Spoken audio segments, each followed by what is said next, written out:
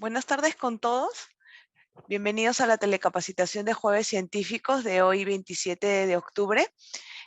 Tenemos el día de hoy como ponente a la doctora Victoria Godoy Vila. La doctora es médico cirujano egresado de la Universidad Nacional Mayor de San Marcos. Tiene la especialidad de hematología también por la Universidad Nacional Mayor de San Marcos. Actualmente es la jefa del servicio de hematología del Instituto Nacional del Niño San Borja.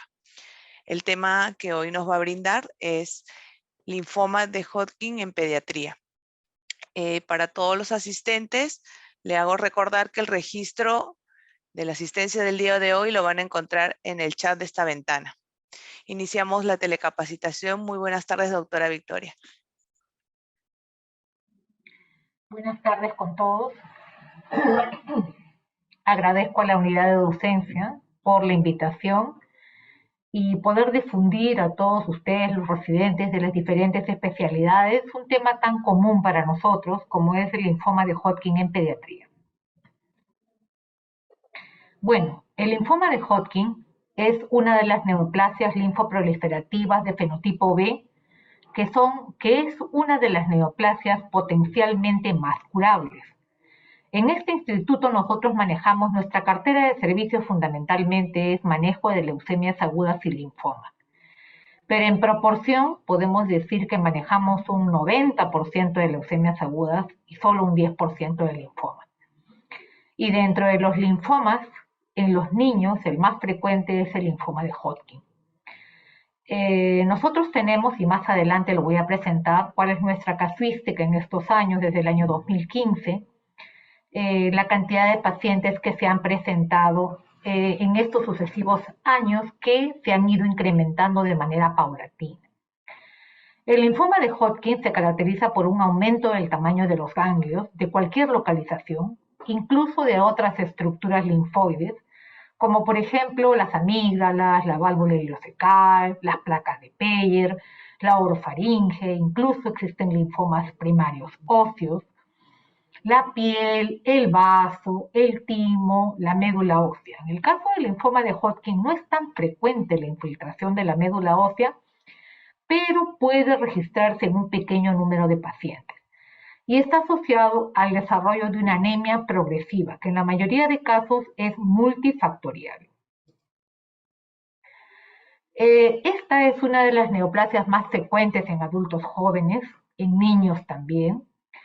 Y si bien es cierto, es más frecuente en dos picos de edad a lo largo de la vida, uno de los 25 a 35 años y el otro de los 45 a 55. También puede presentarse en un pico entre los 7 y 15 años, en el caso de los niños, sobre todo la variante esclerosis nodular. Es más frecuente en los varones, con una relación 2:1 con respecto a las mujeres. Se dice que en chicos con un nivel socioeconómico bajo. La raza puede presentarse, nosotros tenemos una incidencia algo mayor que el hemisferio norte de los linfomas de Hodgkin, y esto pues obviamente representan algunos factores de riesgo, como en el caso de las leucemias, por ejemplo. Nosotros, los latinos, tenemos un fenotipo y eh, una agresividad de la enfermedad mucho mayor que la que ofrecen las leucemias en el hemisferio norte. Muchas veces por eso tenemos que manejar protocolos más agresivos, protocolos más quimioaplaciantes, y obviamente esto conlleva las complicaciones infecciosas y metabólicas que se registran en estos pacientes.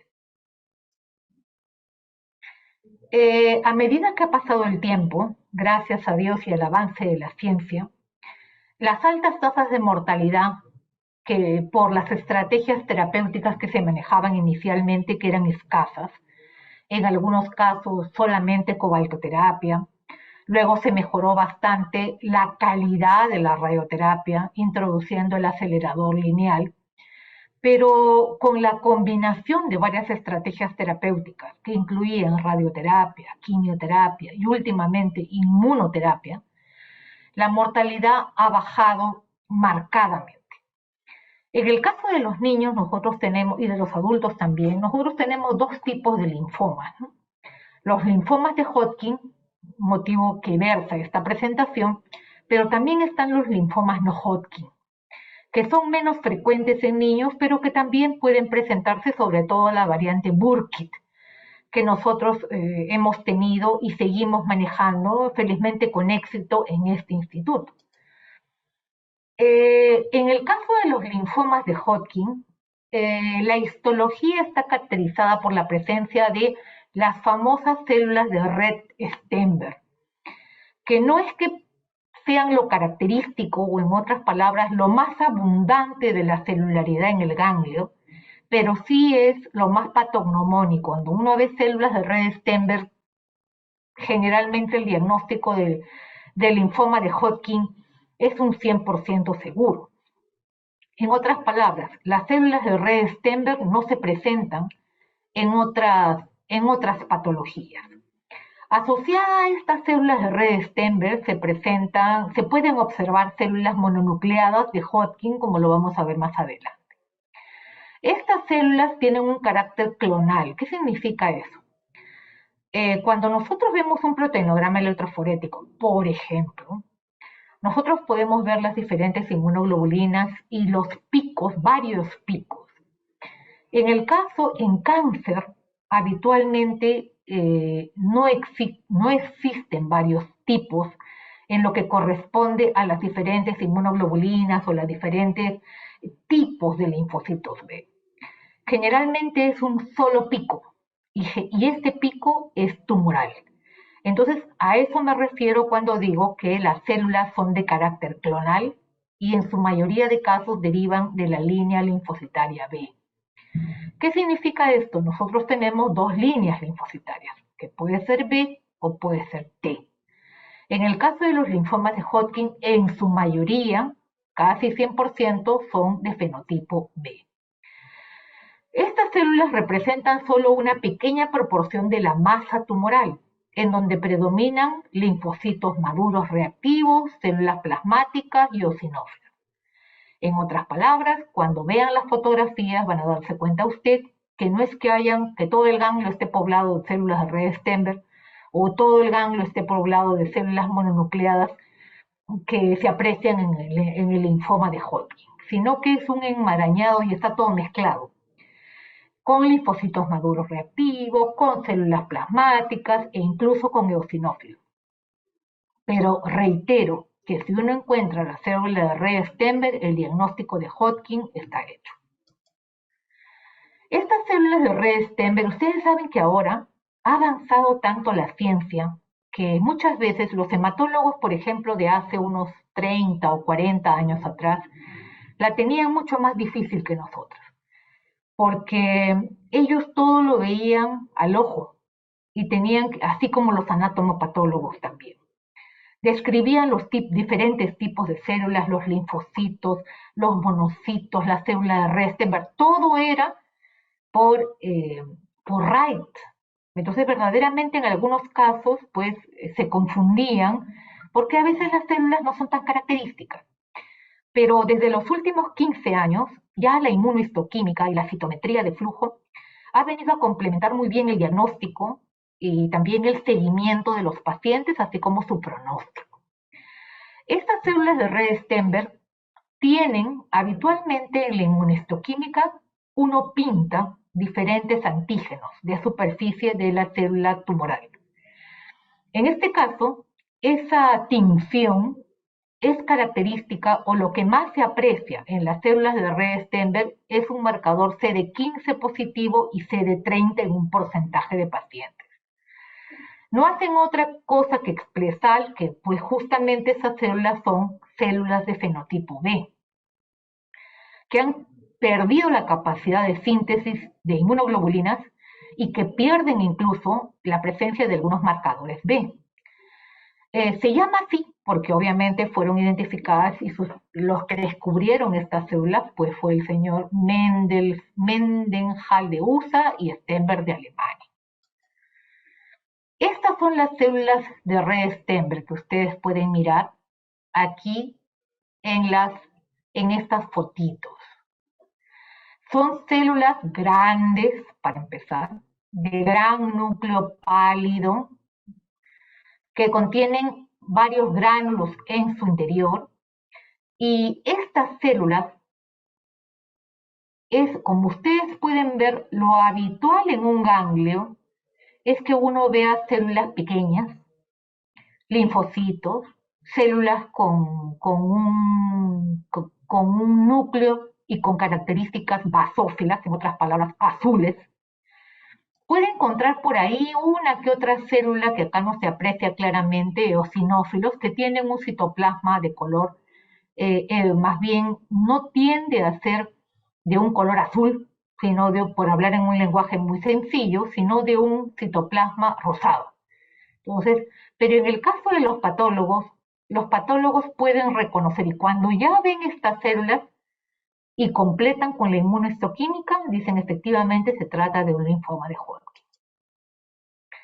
Pero cuando hablamos de cuando hablamos para empezar de adenopatías en un chico, y como lo vamos a ver más adelante en el diagnóstico diferencial, lo más frecuente en un chico con ganglios no es un cáncer. El cáncer es la cuarta, la quinta causa.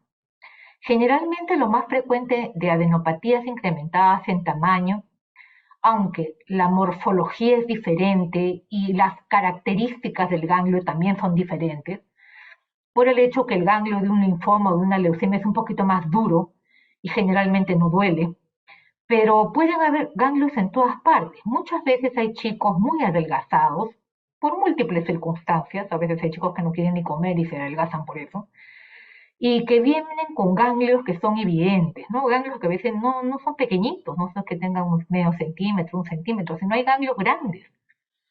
Y los hemos visto incluso asociados muy frecuentemente a infecciones virales, a Epstein-Barr, y obviamente nosotros estamos en Perú y un ganglio grande es sinónimo de tuberculosis. Entonces estamos en la obligación nosotros de descartar estas patologías inicialmente antes que pensar en un linfoma. Pero en un linfoma, a no ser que sea un estadio muy inicial, que hay compromiso solamente de una cadena ganglionar, la mayoría de veces esta patología es tan buena, no es una patología tan poco agresiva, que la mayoría de veces los chicos vienen con ganglios en el cuello, en la axila, en la ingle, con el vaso grande, con adenopatías mesentéricas, porque no se dan cuenta. Las adenopatías van creciendo y el chico no tiene síntomas B, no baja de peso, no tiene fiebre. Entonces, las mamás se dan cuenta porque a nivel, cuando bañan a sus niños o cuando los cambian, se dan cuenta que tienen unos ganglios a nivel cervical. Entonces, una vez y con ese contexto, nosotros decimos que el linfoma de Hodgkin, que efectivamente es el linfoma o la neoplasia que más frecuentemente da adenopatías, más que los tumores sólidos incluso, puede dividirse en 4 subvariedades.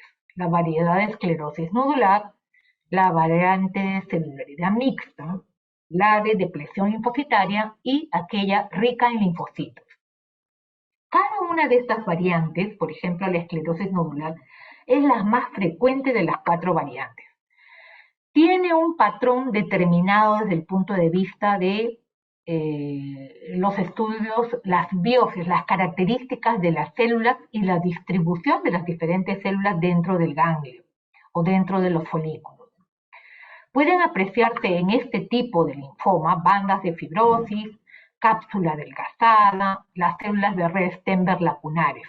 Y esta variedad, como refería, es una variedad que se presenta mucho, no en niños tan chiquititos, 2, 3 añitos, no. Generalmente se presenta en chicos 7, 8, 10 o adolescentes.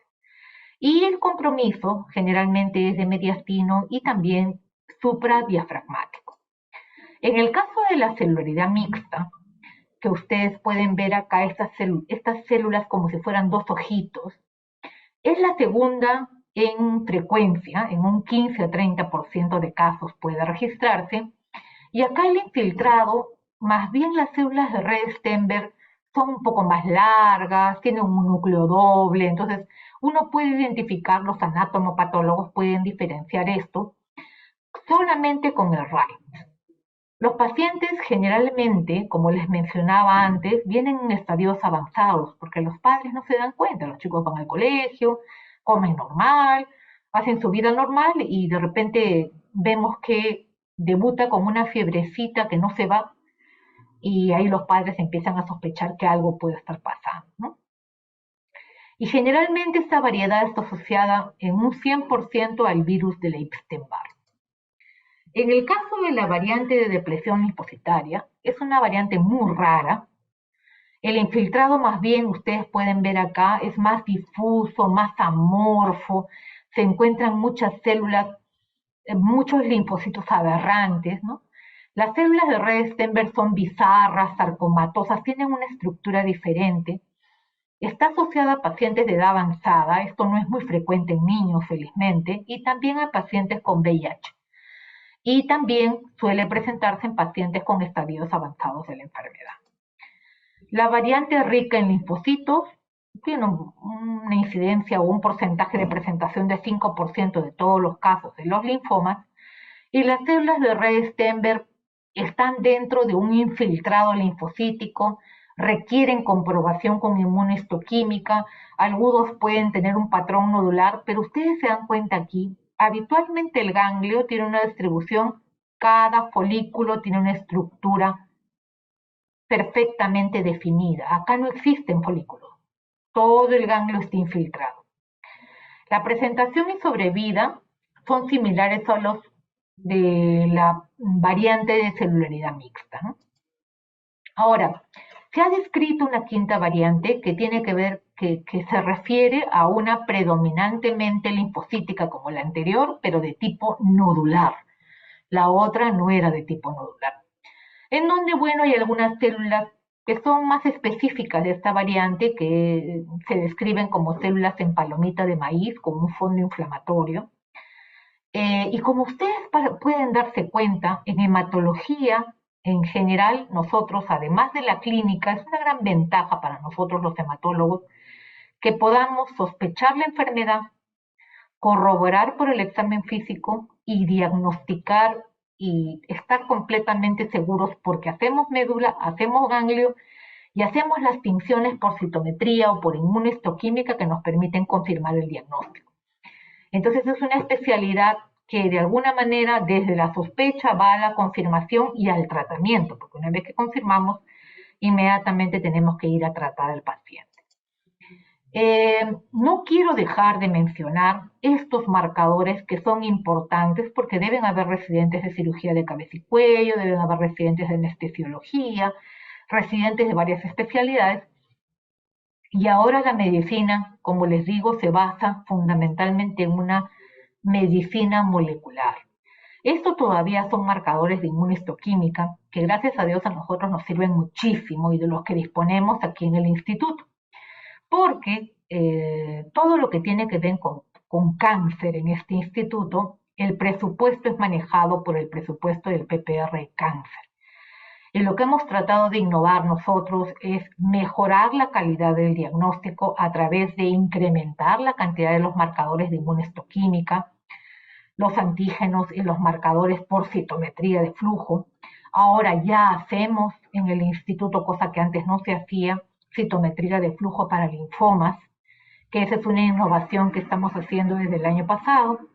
Y también estamos haciendo paneles NGS para las leucemias que nos permiten tipificar a los pacientes de manera molecular.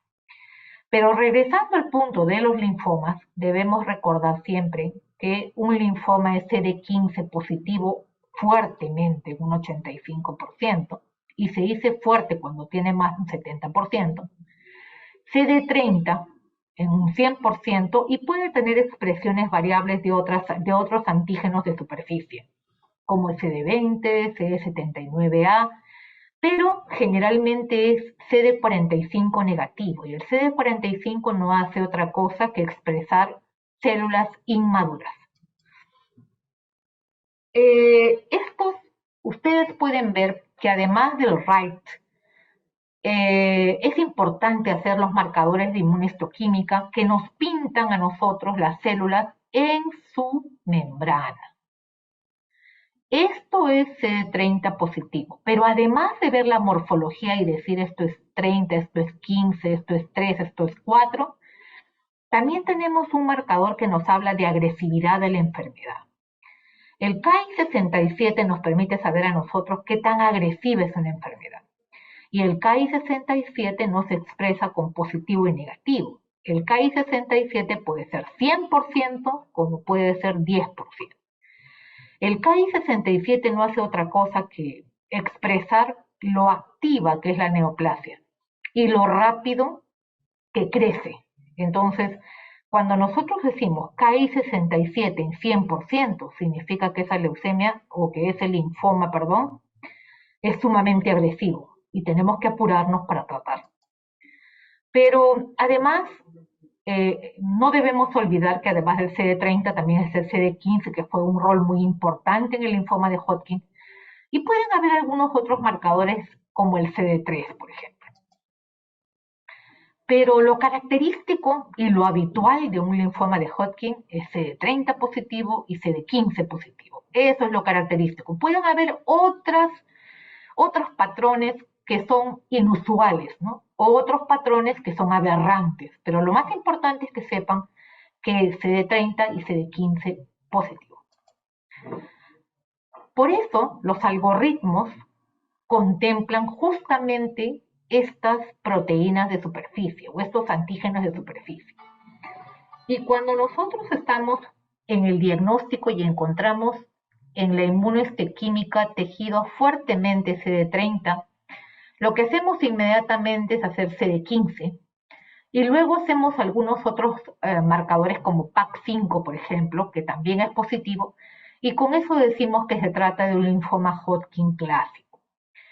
Si, por ejemplo, nosotros tenemos CD15 negativo, es muy poco frecuente de que se trate de un linfoma de Hodgkin.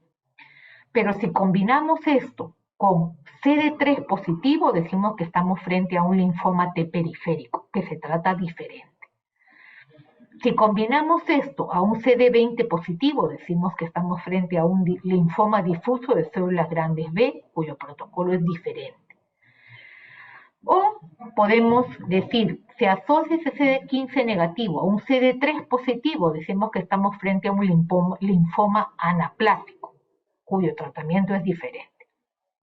Entonces, pueden darse cuenta ustedes lo importante que representa para nosotros los marcadores de inmunohistoquímica para hacer diagnóstico y sobre todo para dar tratamiento. Obviamente es importante combinar la morfología, la inmunohistoquímica y saber antes de tratar qué tan avanzada está la enfermedad. Entonces ahora la clasificación se basa este estadiaje en la clasificación de Ann Arbor que se maneja hace muchísimo tiempo, pero se han hecho algunas modificaciones últimamente, porque antes se consideraba una zona ganglionar estadio 1, dos zonas ganglionares estadio por encima del diafragma 2, tres zonas ganglionares o por encima y por debajo del diafragma 3, y 4 cuando compromete otros órganos que no son necesariamente ganglios, pero que son del sistema linfoide. Pero ahora el estadio 1 se considera afectación de una región ganglionar, pero no solamente eso, puede tratarse de una estructura linfoide o estructura linfoide que puede ser el vaso, que puede ser el timo, que puede ser el anillo de Waldeyer, o afectación de un solo órgano o localización extralinfática. Entonces esa es la modificación que se ha hecho de Costro y nos permite a nosotros ahora saber que, por ejemplo, tenemos una única zona de localización extralinfática, por ejemplo, la médula, y solamente eso, que es totalmente inusual, totalmente inusual, pero solamente sin necesidad de tener una zona ganglionar comprometida, y podemos decir que se trata de un estadio 1. Lo demás es casi igual, ¿no? Las manifestaciones clínicas no debemos olvidar que siempre en los niños hay que tener mucho cuidado porque generalmente la sintomatología del linfoma es igual a cualquier cosa. O sea, verdaderamente el linfoma no tiene una sintomatología que sea una sintomatología como el dolor óseo, por ejemplo, que lo vemos nosotros en una leucemia, ¿no? Generalmente, estos chicos pueden tener sintomatología muy inespecífica. Puede haber pérdida inexplicable de peso de más del 10% de lo habitual. Puede haber una fiebre inexplicable de más de 38. Habitualmente lo que vemos más es una temperatura que puede llegar a 38,5, 38,7, pero ver 39 como temperatura por un linfoma es muy raro. Generalmente cuando uno ve 39 chicos está infectado de algún otro lugar. Tiene linfoma, pero además de eso tiene alguna otra cosa. Y además estos sudores nocturnos son copiosos, pero no es tan frecuente tampoco, ¿eh? Lo menciona la literatura, pero lo que nosotros en la práctica vemos con niños fundamentalmente es ganglios. A veces los chicos vienen sin fiebre, vienen sin sudores, y eso sí, han bajado de peso. No exactamente el 10% de su peso habitual, pero bajan de peso. Si vemos prurito, astenia, los linfomas no vienen con una anemia tan marcada como la que tienen las leucemias. Pero los linfomas pueden estar asociados a anemia hemolítica, pero esos son más los linfomas no Hodgkin, más que los linfomas de Hodgkin. Entonces, generalmente los chicos vienen con cansancio, con hemoglobinas que pueden estar en 9, ¿no? 10, pero no suelen tener hemoglobinas en 5, a no ser que tengan pues anemia hemolítica asociada, ¿no? Y obviamente tenemos que estar muy seguros de evaluar muy bien una adenopatía, el tamaño de la adenopatía, la consistencia de la adenopatía, la cercanía a otros órganos, las características de la piel, porque toda esa información es importante para nosotros hacer una buena historia clínica y con eso un buen diagnóstico. Obviamente, como la sintomatología es tan inespecífica, nosotros tenemos que ir a los exámenes auxiliares para confirmar el diagnóstico. Y empezamos por un hemograma común y corriente que en muchos casos no les dice a ustedes nada, solamente que tiene una anemia leve o una anemia moderada, pero no es que haya linfocitosis, a no ser que hayan algunos linfomas que se han leucemizado, que eso puede pasar, que generalmente no es frecuente en Hodgkin. Puede verse en no Hodgkin, sí, pero en Hodgkin es muy raro. Pero hay otros marcadores de recambio celular activo, como por ejemplo la DHL, que sí está incrementada. Y además, uno de los marcadores, digamos que más claros de presencia de un linfoma es la beta-2 microglobulina. Obviamente, lo más importante en un linfoma, más que la médula, más que todo, es que se haga la biopsia del ganglio escisional. No biopsia por aspiración, por favor, porque la biopsia por aspiración tiene mucho artefacto. No vamos a poder hacer un buen diagnóstico de Hodgkin, de ningún tipo de Hodgkin con biopsia aspiración. La biopsia se tiene que sacar el ganglio con toda su citomorfología y su citoestructura. Y con eso el anatomopatólogo va a poder hacer un mejor extendido. Se confirma esto con las radiografías de tórax, que nos muestran ensanchamiento de mediastino, por ejemplo, o con las tomografías de toda la economía, en la cual uno puede ver el parto espleno, ensanchamiento de mediastino, adenopatías en zonas muy inusuales a veces, y llama adenopatías mesentéricas, adenopatías a veces en zonas que habitualmente uno no las detecta, las puede detectar en linfoma. Y la biopsia de médula ósea, como les digo, generalmente se emplea en estadios avanzados, pero no es de debut. Como uno cuando llega un paciente no sabe qué variante tiene, entonces habitualmente lo que uno hace es uno entra a sala, extrae el ganglio y muchas veces a la par está haciendo el estudio de médula ósea. Pero no porque todos los chicos necesiten estudio de médula ósea, sino porque a veces la biopsia ganglionar demora en salir 7 a 10 días. Y la de médula, hay algunos linfomas, como por ejemplo el linfoma T periférico, que no es un linfoma de Hodgkin, que suele estar infiltrado con mucha frecuencia y se comporta como si fuera una leucemia linfática T. Entonces, la biopsia de médula ósea ¿La hacemos por rutina? Sí, la hacemos por rutina. Pero si nosotros tuviéramos una biopsia ganglionar a los 3 días, el resultado probablemente no haríamos médula ósea, ¿no? Ahora este estudio de médula ósea está siendo reemplazado por el PET y los estudios de resonancia que nos permiten ver muy bien el compromiso de la médula ósea, sin necesidad de hacer una biopsia aspiración. Las pruebas, como pueden ver ustedes acá, eh, generalmente echamos de primera mano la radiografía de tórax, la tomografía, pero en otras partes ya se hace y está contemplado dentro de los protocolos los estudios de PET. Y PET al debut. Nosotros acá en el instituto hacemos PET para respuesta al tratamiento a la mitad del esquema de quimioterapia, la respuesta al final del tratamiento para ver en qué tipo de remisión está el paciente, y hacemos PET de seguimiento cada 6 meses para ver si es que el linfoma no ha habido alguna recurrencia, ¿no? Entonces, felizmente contamos en el instituto con estos estudios, todos los estudios se pueden hacer acá y se puede hacer un perfecto diagnóstico. Esta beta 2 microglobulina que se encuentra en la superficie celular forma cadenas ligeras de antígenos.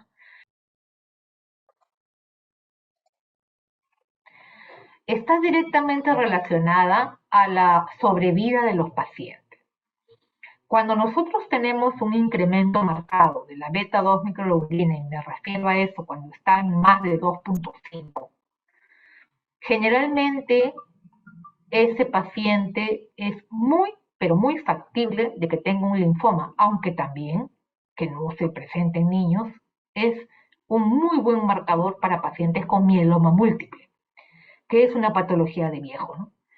Entonces, esto, como vamos a ver más adelante en los factores pronósticos, es un factor que verdaderamente habla de que la enfermedad es una enfermedad que las células tienen mucho recambio celular activo, ¿no?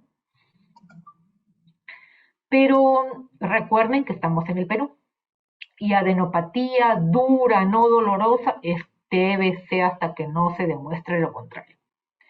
Pueden haber además otros tipos de linfomas con los que se haga diagnóstico diferencial, como los no Hodgkin.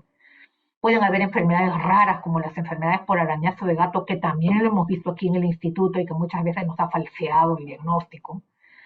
Pueden haber cánceres metastáticos, pero como les digo, generalmente estas neoplasias, el cáncer metastático no provoca una adenopatía tan grande, tampoco tan dura, ¿no? Entonces nosotros, y como es infrecuente que un niño venga con una metástasis ganglionar que habla de un estadio sumamente avanzado, entonces tenemos que considerarlo como parte del diagnóstico diferencial, sí, pero no es tan frecuente, ¿no?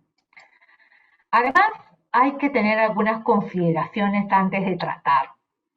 El linfoma de Hodgkin es, y quiero que quede bien claro, es un cáncer que puede curarse, ¿no? En la mayoría de los pacientes se cura y sin necesidad de ir a trasplante, ¿no?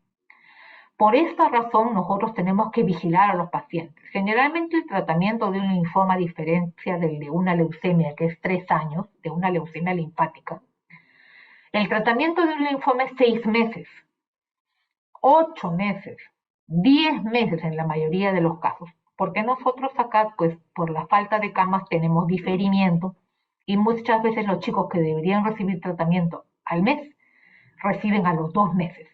Y a pesar de eso, los chicos se mantienen con respuesta, ¿no?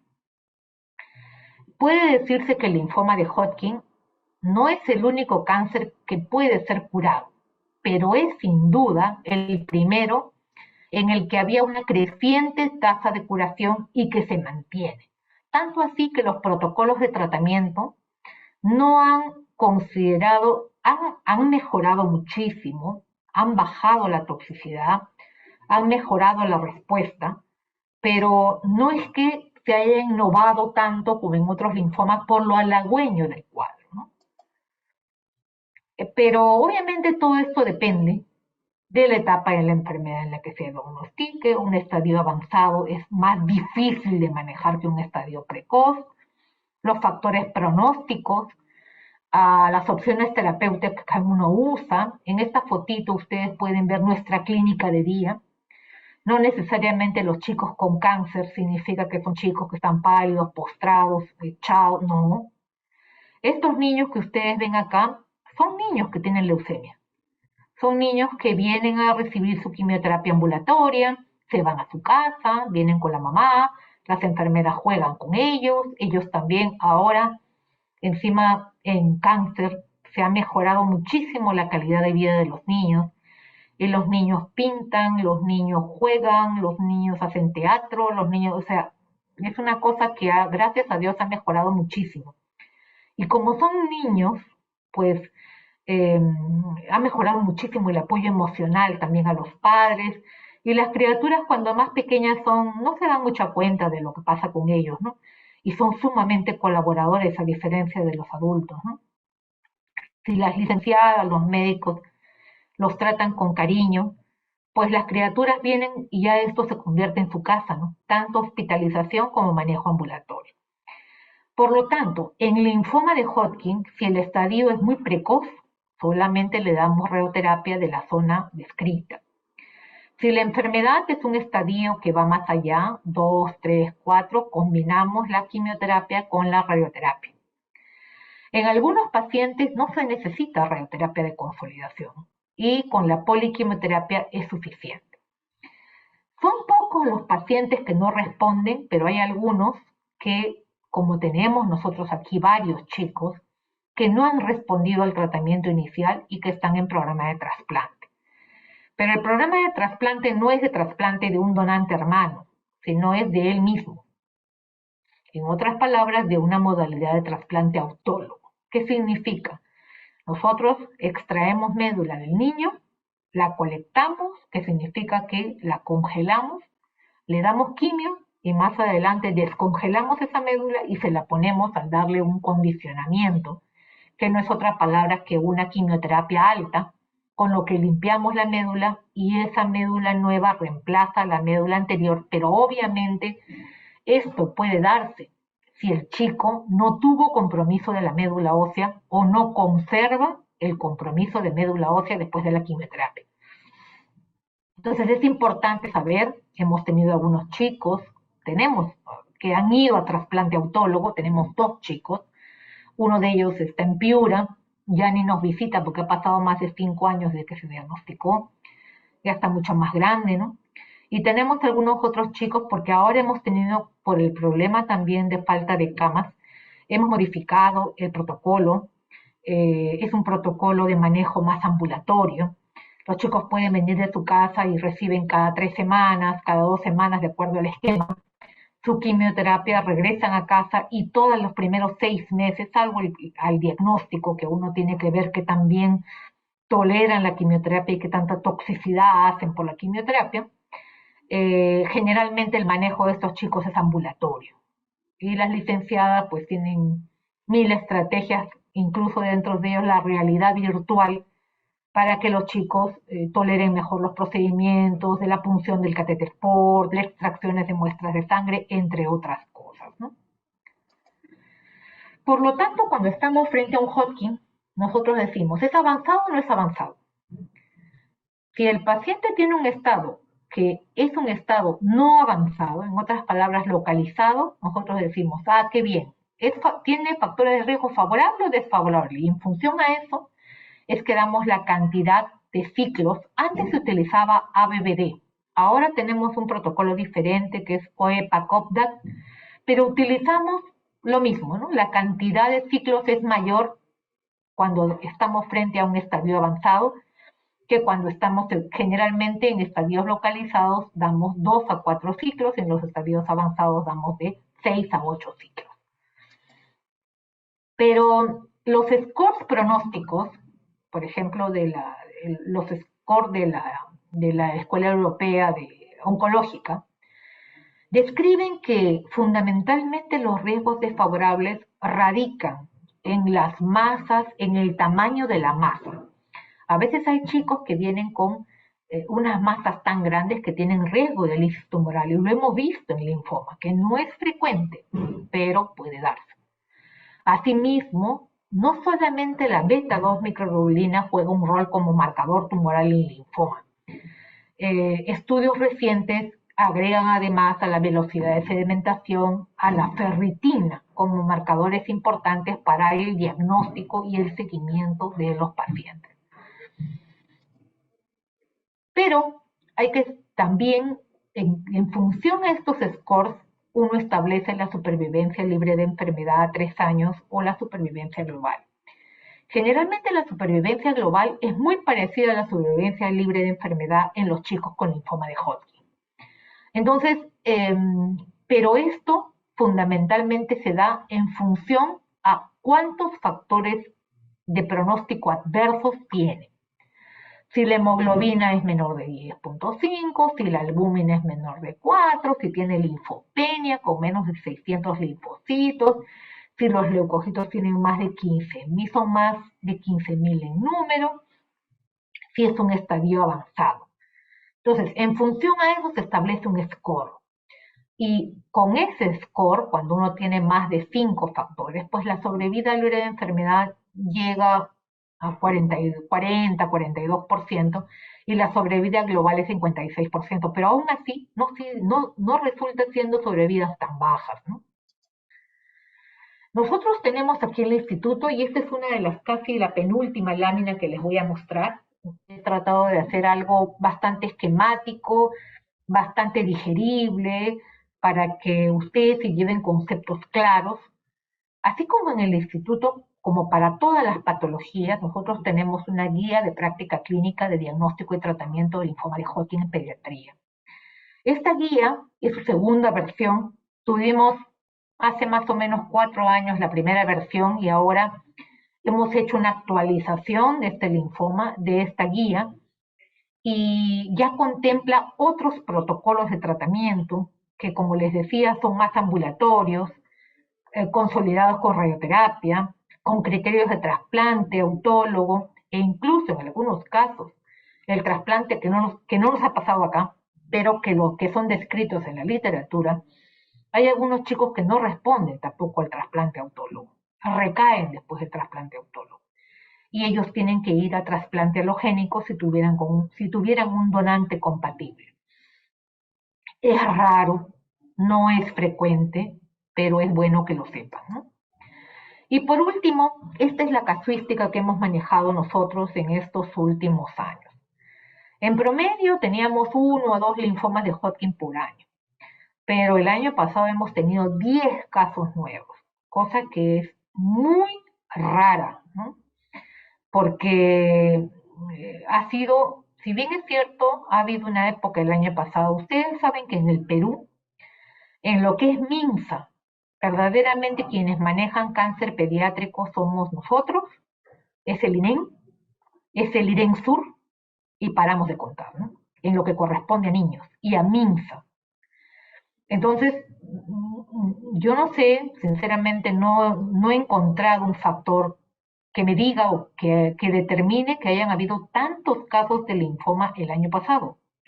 Este año hemos regresado a lo habitual. Hasta ahora en el 2022 tenemos 2 casos. Y eso es lo normal. 2, 3, 4 casos, ¿no? Que era el patrón más o menos que tenía.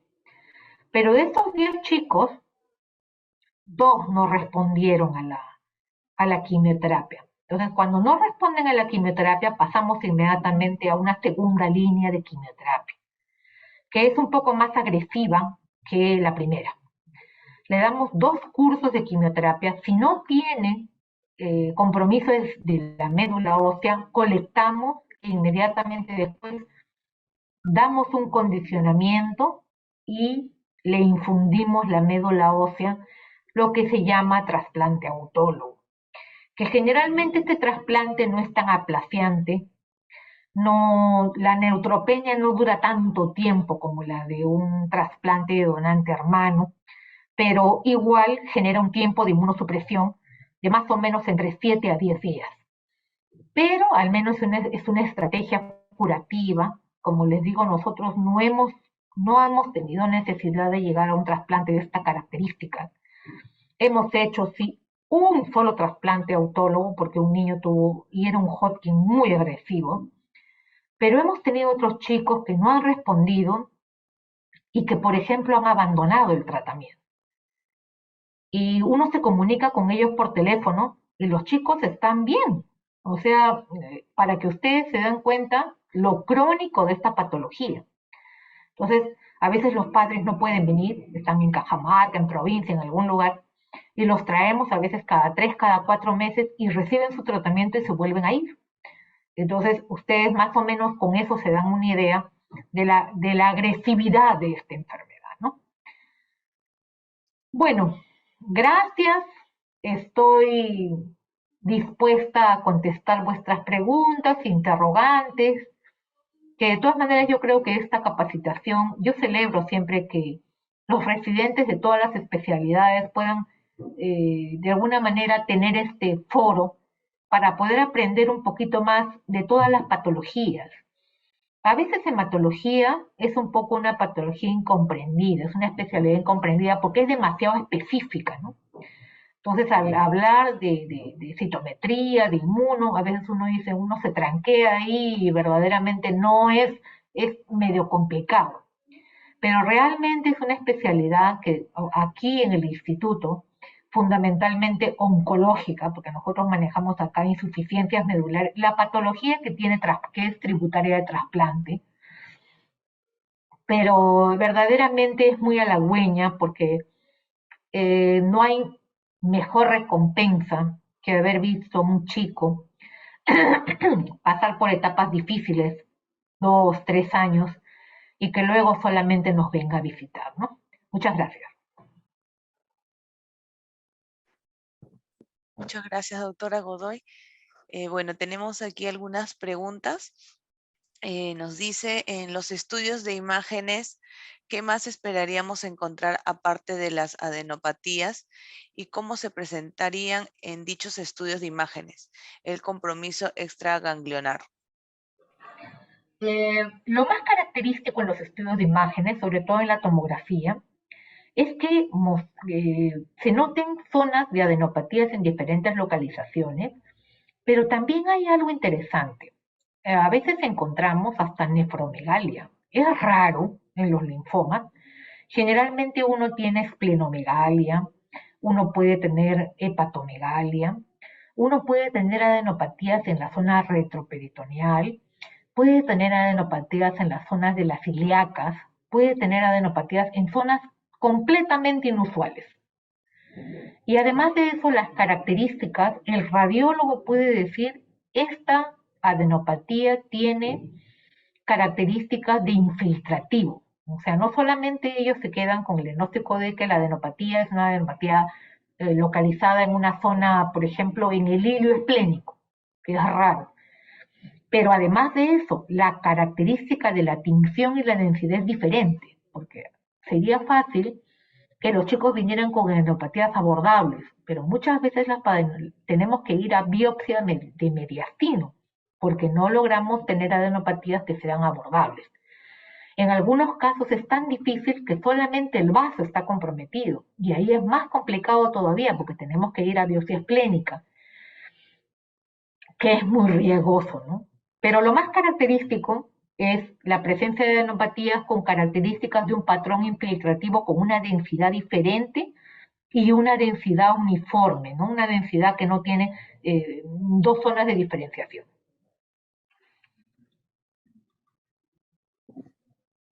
Muchas gracias, doctora, por la explicación. Tenemos otra pregunta que nos dice, ¿los pacientes con linfoma de Hodgkin pueden evolucionar a leucemia y en qué porcentaje podría ocurrir? Le agradezco a la persona que ha hecho esa pregunta porque me permite explicarles algo. La célula comprometida en el linfoma es la célula que fundamentalmente es una célula madura, no es una célula inmadura. En el caso de las leucemias, las células son inmaduras, en otras palabras, lo que comúnmente llamamos blastos. Estas células tienen una superficie con otros tipos de antígenos, como por ejemplo el antígeno CD3, CD4, CD20, CD19, CD33, CD15, pero es diferente. la morfología tanto en el RAID como en la inmunohistoquímica y en la citometría de flujo. Hay algunos linfomas, es muy raro en el Hodgkin, pero sí se puede presentar en el no Hodgkin, que es tan agresivo el linfoma que las células que están dentro del ganglio se van a la sangre periférica, que es frecuente, por ejemplo, en el linfoma T. El linfoma T suele tener infiltración en la médula ósea con bastante frecuencia y sale, y uno encuentra en sangre periférica una célula con un núcleo convoluto que parece una flor. Entonces uno dice, ¿y esto qué cosa es? ¿De dónde viene? Porque no es una célula característica de una leucemia que tiene nucleolos, que tiene un citoplasma más claro. En el caso del linfoma no, es más compacto el núcleo y no tiene nucleolos. Entonces, que un linfoma se transforme en leucemia, eso es rarísimo, por decir que no existe. Ustedes saben que en medicina todo puede existir, ¿no? Pero lo que sí hay que aclarar es que hay linfomas que se leucemizan en el sentido de que las células salen a la sangre periférica. Y uno dice, uy caramba, este linfoma T o el linfoma Burkitt, por ejemplo, es raro que se leucemice, pero puede pasar. Pero las características de las células son diferentes y los marcadores de superficie son diferentes. Entonces, que un linfoma se transforme en una leucemia es casi imposible.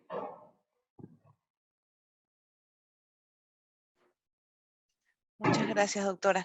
Bueno, tenemos otra pregunta que nos dice en la lámina de factores, ¿cuál es el pronóstico y la sobrevida?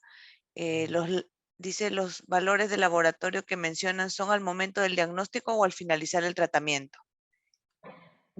Generalmente hay factores pronósticos al diagnóstico y factores pronósticos en el seguimiento. Los factores pronósticos al diagnóstico fundamentalmente están vinculados a la edad del paciente, al estadio de la enfermedad, a la beta-2 microglobulina, a la ferritina, a ese tipo de al diagnóstico.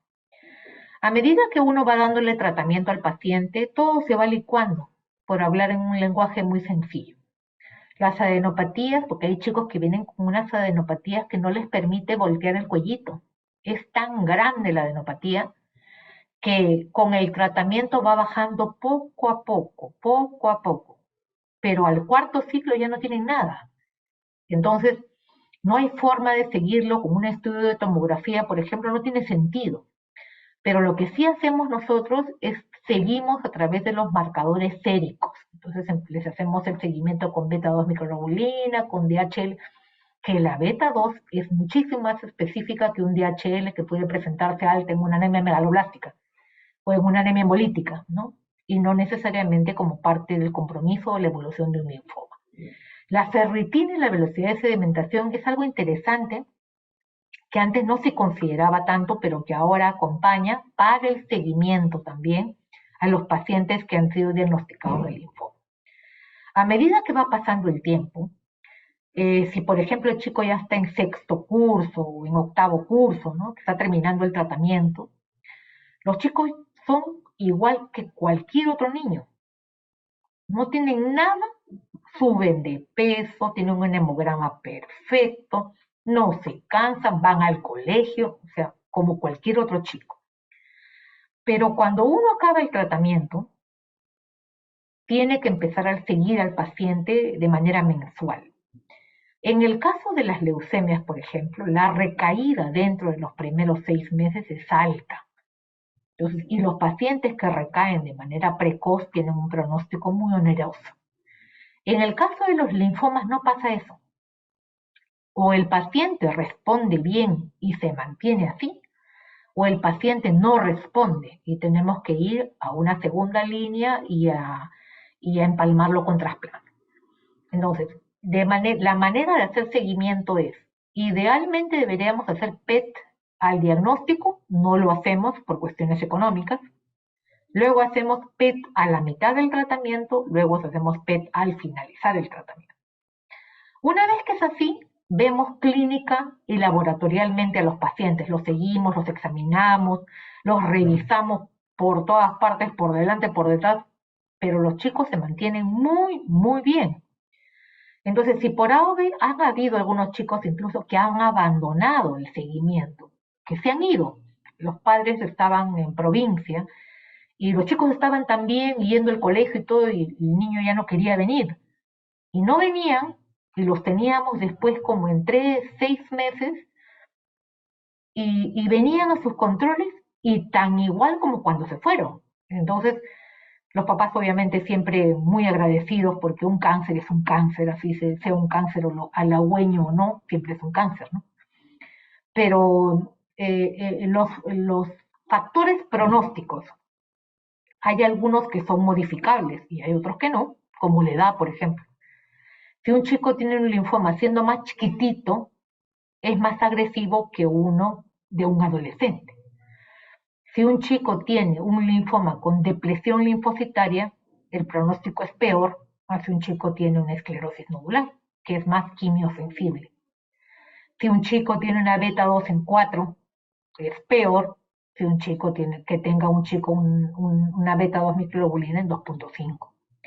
Entonces, si un chico tiene sensibilidad desde el principio de la quimioterapia, tiene un excelente pronóstico, a diferencia de algunos chicos que tienen que ir a segunda línea o a veces hasta tercera línea de tratamiento y recién con eso se revierte el linfoma.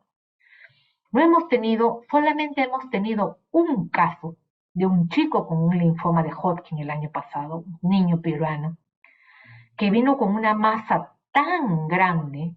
Le dimos el primer esquema de tratamiento, no le hizo nada, absolutamente, bajó, la adenopatía disminuyó algo la consistencia de lo dura que era, pero nunca se redujo en tamaño.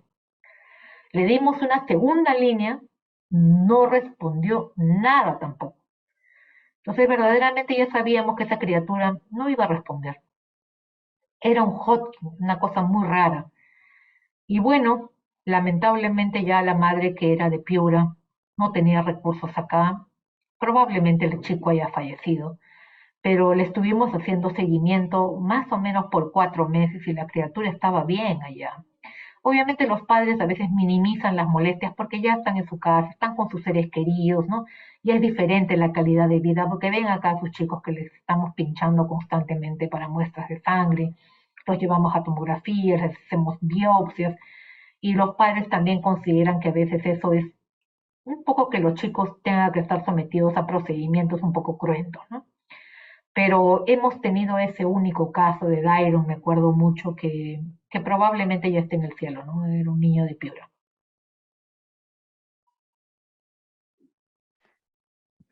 Bueno, doctora, muchísimas gracias. Acá la doctora Irina Cano la felicita por su valiosa ponencia y también por cómo importante es que los pediatras no subestimen las adenopatías, aunque la mayoría son reactivas, pueden ocurrir que sea algo un poco más como un linfoma, nos dice ella. Bueno, doctora, no sé si alguna recomendación también para nuestros asistentes, que aparte de los médicos residentes tenemos enfermeras y personal de salud de primer y segundo nivel de atención también.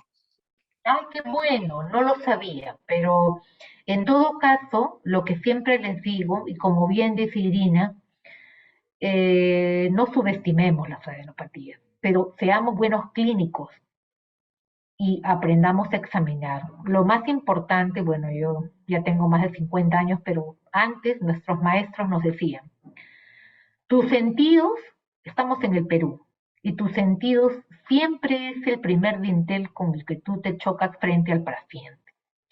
Si tú sabes examinar, si tú sabes encontrar una esplenomegalia, si tú sabes identificar unas amígdalas hipertróficas, si tú sabes identificar unas adenopatías con características un poco sospechosas, sobre todo como les digo acá, esto está relacionado, estamos en el Perú, lo más frecuente es que sea tuberculosis, pero podría tratarse de otra cosa.